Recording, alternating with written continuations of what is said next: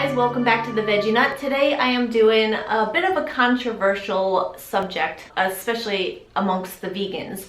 I know that a lot of people aren't going to like what I'm saying, but this is my personal opinion. I'm not telling you what to do, but I do get asked this question a lot whenever I do a food haul video or a what I ate in a day video. The question is, where's the rice and potatoes? So I figured I'd do a video to address that question today. I know the title says that I don't eat rice and potatoes. That's not true. It's not that I avoid them. It's just they're not a main staple in my everyday diet. And these are the reasons why. I follow a Nutrientdense style diet. I like to pick the more nutrient dense food. So what that means is I would pick a purple potato over a sweet potato, and I'd pick a sweet potato over a regular white potato, and I'd pick a potato over rice, and I'd choose quinoa over rice, and I choose beans over rice. I just like to pick what has more nutrients per calorie.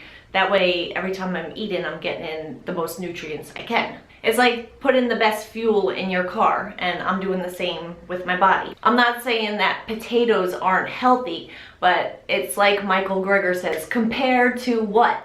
Like a potato is healthy compared to a ho-ho, but compared to beans or broccoli, it's less. Foods aren't healthy or unhealthy per se. They're healthier or less healthy. And so are white potatoes healthy compared to sweet potatoes? No. Compared to, ho-hos, yes. And so if you have access to either, you're at the grocery store. So white potatoes there, sweet potatoes there, choose sweet potato. And then if you have orange sweet potatoes or purple sweet potatoes, choose the purple sweet potatoes, right? I do wind up eating more sweet potatoes and purple potatoes in the winter, where it's more comfort food and stuff. But in the warmer seasons, I eat more greens and cruciferous vegetables, beans, lentils, things like that. But I don't just do that with potatoes and rice. I do that with everything I'm about to eat. I would pick berries over a banana. I'd pick red cabbage over green cabbage. I just try to pick the more nutrient dense option available. For some reason, foods like potatoes and rice just don't satisfy me. They don't fill me up. I know that a lot of people are the opposite, and that's great if it works for you. But for me, I just become like a bottomless pit, and I could just keep eating rice and potatoes. It just never satisfies me for some reason. So I could eat a big bowl of broccoli, which is 125 calories and has lots of nutrients, and I could have that same bowl of potatoes, which is 400 calories, and then I'm still looking for more. And I find that when I do that with certain foods like rice and potatoes, I just never am fully satiated, and then I wind up overeating. I have IBS, and my IBS is that I get constipated, so I need a lot of fiber. And foods like rice and potatoes just don't have as much fiber as I need. I need more foods like beans and lentils and a lot of more leafy greens and cruciferous vegetables to keep things moving smoothly. So yeah, if I eat a lot of rice and potatoes for a while, a few days in a row, then I'm not gonna have regular daily bowel movements. TMI, but that's the truth. So if you're somebody with IBS, with IBSD, where you have the opposite, where you're running to the bathroom more often, then something like a higher rice and potato diet would be great for you. Weight loss. For me, weight loss is kind of an iffy thing. As long as I'm eating whole plant foods, I can stay within a certain range. But if I want to keep that last 10 pounds off, then I really have to be careful when it comes to rice and potatoes, because it just doesn't keep me at my lowest optimal weight.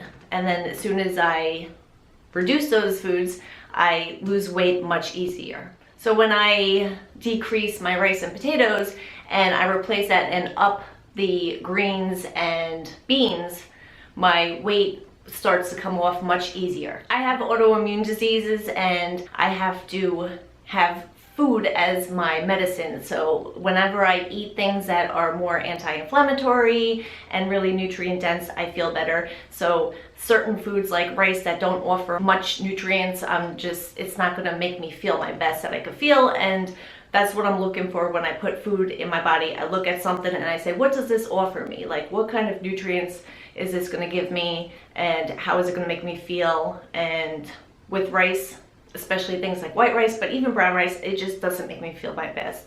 Those are the 5 reasons why I personally don't always reach for rice or potatoes. That's why they're not a staple in my diet. But like I said, everybody's different, so whatever works for you, it's all about what's sustainable for you. So if you're just somebody who hates green vegetables and you know that you're just not going to eat them no matter how much you try, then you might as well just incorporate more potatoes. Especially try to go for sweet potatoes just because they're more nutrient dense. But you know, do what works for you. For me, I personally love vegetables. I love broccoli, cabbage, Brussels sprouts, the list goes on. So I'm happy all day eating that, and give me a big bowl of salad and I'm happy. For some people, that's not their thing, and I get it, but this is the reasons why I personally eat this way. And to throw in a little bonus, if you watch Michael Greger's recent videos on the arsenic found in rice, well, there you go, that's another reason. So I'll leave that information down below. But I still didn't eat a lot of rice even before I found out that information. Well, that was it. I figured I'd address that famous question because I get asked it, and I'm sure I'll get asked it again. But rice and potatoes just aren't my cup of tea. Look what I'm having for dinner, a potato, but it's a purple sweet potato.